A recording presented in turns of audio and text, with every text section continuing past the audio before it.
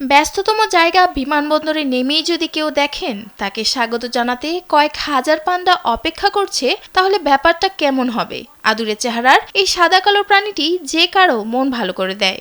এবার এই প্রাণীটি বিমানবন্দরে আসা পর্যটকদের স্বাগত জানাতে অপেক্ষা করছে বিভিন্ন ভঙ্গিমায়। কোনোটি কাত হয়ে শুয়ে, কোনোটি বসে, আর কোনোটি 4 পায়ে বা 2 পায়ে দাঁড়িয়ে। তবে আশ্চর্যের ব্যাপার হচ্ছে এর কোনোটি সত্যিকারের নয়, বরং দেখতে হুবহু পান্ডার মতো।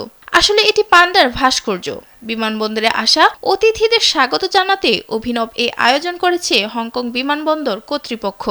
সংবাদ মাধ্যম সিএনএন এক প্রতিবেদনে জানিয়েছে, সম্প্রতি হংকংয়ের একটি থিম পার্কে 2টি পান্ডা শাবক জন্ম নেয়। আগামী বছরের ফেব্রুয়ারি থেকে দর্শনার্থীরা ওশান পার্কে গিয়ে মা পান্ডা ইং ইং ও এর বাচ্চা দুটিকে দেখার সুযোগ পাবেন বলে আশা করা হচ্ছে।